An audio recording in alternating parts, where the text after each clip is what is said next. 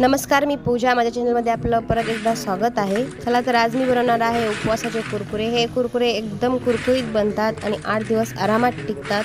त्याचबरोबर उपवासाचे लाडू पण बनवणार आहोत. नक्की बघा. चला रेसिपीला सुरुवात करूया. बघा, इथे मी 1 वाटी साबुदाणा घेतलेला आहे. छोट्या साईजचे 3 पोटॅटो घेतलेले आहेत, बटाटे घेतलेले आहेत.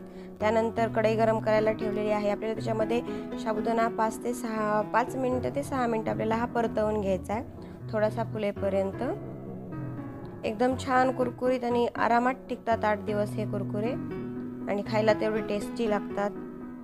बघा, आता इथं आपला साबुदाणा भाजून झालेला आहे बघा 5 मिनिटानंतर.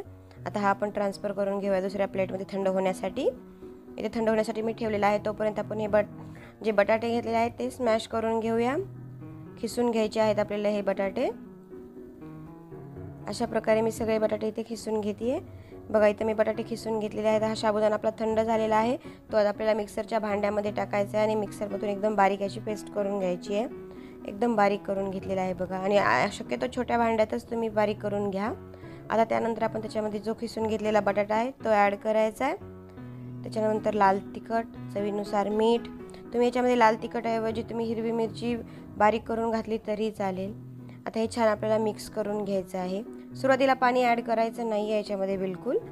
जेवढं आपल्याला मिक्स करता येईल तेवढं बटाट्यासोबत मिक्स करायचं आहे. बटाट्यामध्ये पाणी असतं बघा.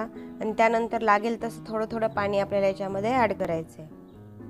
आणि याचा आपल्याला एक गोळा बनवायचा आहे. गोळा कसा बनवायचा? आपण जेव्हा शेव बनवतो त्यावेळेस जशी एकदम पीठ मऊ असतं त्या प्रकारचं आपल्याला इथे हे बनवायचं आहे. थोडं थोडं पाणी घालून आपल्याला हे बनवून घ्यायचं आहे बघा. आणि हे कुरकुरे एकदम मस्त आणि उपवासासाठी स्पेशल आहेत. नक्की ट्राय करून बघा. काहीतरी नवीन खाण्यासाठी ही एकदम घरच्या घरी आणि अगदी सोप्या साहित्यामध्ये होणारी रेसिपी आहे. नक्की ट्राय करून बघा. बघा, अशा प्रकारे आपल्याला इथे गोळा बनवून घेतलेला आहे. एकदम छान असा मऊ आणि झालेला आहे. आता इथे मी एक कॅरी बॅग घेतलेली आहे. तुमच्याकडे घरात जी अवेलेबल असेल ती कॅरी बॅग तुम्ही घेऊ शकता. या कॅरी बॅगमध्ये आपल्याला हा गोळा टाकायचा आहे. पायपिंग बॅग असेल तर तुम्ही पायपिंग बॅग यूज करू शकता बघा. आता हे साईडला छोटासा कट करायचा आहे आपल्याला बघा. अशा प्रकारचे आपल्याला हे कुरकुरे तेलामध्ये फ्राय करून घ्यायचे बघा. या साईजचे तुम्हाला ज्या साईजचे हवेत त्या साईजचे तुम्ही करू शकता. आता इथं तेल गरम झालेलं आहे, तुम्ही पाहू शकतात बघा. आता आपण एक एक पीस तोडून आपण कुरकुरे तयार करून घेऊया बघा. अशा प्रकारे आपल्याला हळूहळू तेलात सोडायचे आहेत हे कुरकुरे. एकदम कुरकुरीत आणि खुसखुशीत होतात हे कुरकुरे. खाण्यासाठी पण टेस्टी लागतात. आणि तुम्ही जर माझ्या चॅनलवर नवीन असाल तर नक्की चॅनलला लाईक करा, सबस्क्राईब करा आणि शेअर करायला पण विसरू नका बघा. अशा प्रकारे आपण हळूहळू हे सगळे तेलात सोडून घ्यायचे आहेत. एकदम छान आणि खुसखुशीत आपले हे कुरकुरे बनवून रेडी होतात बघा. आणि या कुरकुरे फ्राय करताना आपल्याला गॅसची फ्लेम लोच ठेवायची आहे. हायवर केले तर फक्त वरतून भाजले जातील, आतल्या साईडनी कच्चे राहतात. त्याच्यामुळे आपल्याला स्लो आणि लो फ्लेमवरच आपल्याला हे फ्राय करून घ्यायचे आहेत बघा. अशा प्रकारे प्रेस करून आपल्याला छोटे छोटे कुरकुरे फ्राय करून घ्यायचे आहेत बघा. एकदम छान आणि खुसखुशीत तयार होतात. याचा पूर्णपणे आपल्याला कलर चेंज होईपर्यंत आपल्याला हे फ्राय करून घ्यायचे आहेत बघा. इथे हळूहळू कलर चेंज झालेला आहे आणि आपल्याला कुरकुऱ्यासारखेच हे कुरकुरे पण दिसत आहेत. एकदम मस्त आणि टेस्टी असे हे बनवून तयार होतात आणि कमीत कमी साहित्यामध्ये. आणि घरच्या घरी कुठून साहित्य आणायची गरज नाही, काही नाही. अगदी घरच्या घरी घरात जे साहित्य अवेलेबल असतं त्यापासून हे एकदम खुसखुशीत कुरकुरे बनवून रेडी होतात. नक्की ट्राय करून बघा. आता आपल्या इथे बघा कुरकुरे फ्राय झालेले आहेत.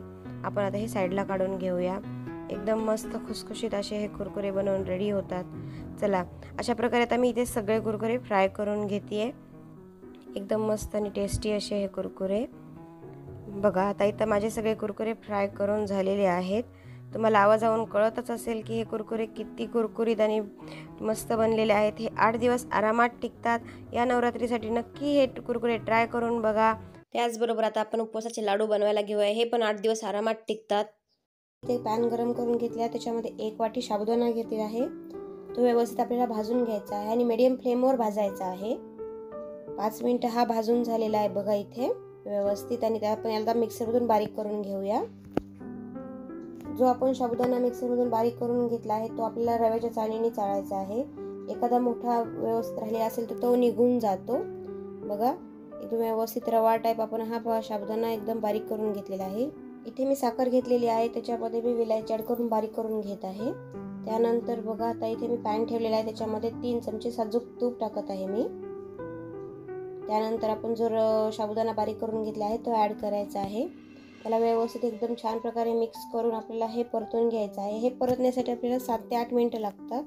एकदम छान रवा जसा आपण रव्याच्या लाडूसाठी परततो तसं त्या प्रकारेच हे परतून घ्यायचं आहे। बघा व्यवस्थित एकदम छान मिक्स करायचं आणि परतून घ्यायचं आहे आणि गॅसची फ्लेम मिडियमच ठेवायची आहे आपल्याला। बघा इथे व्यवस्थित एकदम छान रवा टाईप हे एकदम टेक्स्चर पण छान येतं बघा, एकदम रवा टाईप झालेला आहे। त्यानंतर आपण हे व्यवस्थित आपल्याला भाजून घ्यायचं आहे आणि जे 7 ते 8 मिनिटं भाजून झाल्यानंतर आपल्याला याच्यामध्ये खोबऱ्याचा खीस ॲड करायचा आहे। मी हा घरी बनवलेलाच खीस आहे तो ॲड करत आहे अर्धी वाटी। तुम्हाला जेवढा आवडेल तेवढा तुम्ही ॲड करू शकता। खोबऱ्याचा खीस टाकल्यानंतर आपल्याला हे 2 ते 3 मिनिटं अजून परतून घ्यायचं आहे। त्यानंतर आपण याच्यामध्ये ड्रायफ्रूट्स ॲड करणार आहोत।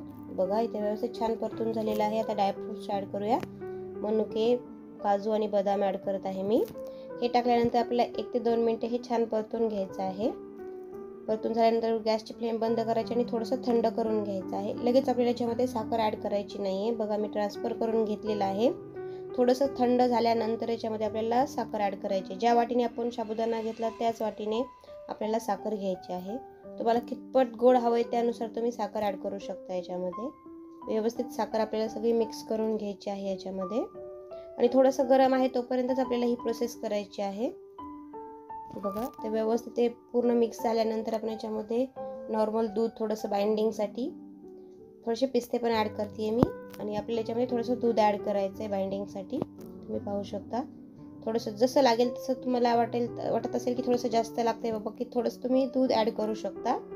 बघा इथं बाइंडिंगसाठी मी दूध ॲड केलेलं आहे। आता आपल्याला याचे लाडू वळून घ्यायचे आहेत। तुम्हाला ज्या साईजचे हवेत त्या साईजचे तुम्ही इथे लाडू वळू शकता। एकदम मस्त असे हे लाडू बनतात। असं वाटत आहे की हे साबुदाणा लाडू आहेत। एकदम मस्त असं बघा अशा प्रकारचे आपल्याला सगळे लाडू बनवून घ्यायचे आहेत। एकदम छान आणि खुसखुशीत होतात हे लाडू। खायला पण याची टेस्ट एकदम भन्नाट लागते। नक्की ट्राय करून बघा। एकदम छान वळले जातात बघा, एकदम व्यवस्थित बनतात हे लाडू। आता अशा प्रकारे आपण सगळे लाडू बनवून घेऊया। इथे मी सगळे लाडू बनवून घेतलेले आहेत। एकदम मस्त असे हे आपले साबुदाणा लाडू बनवून रेडी आहेत। बघा तुम्हाला मी एक फोडून पण दाखवतेय।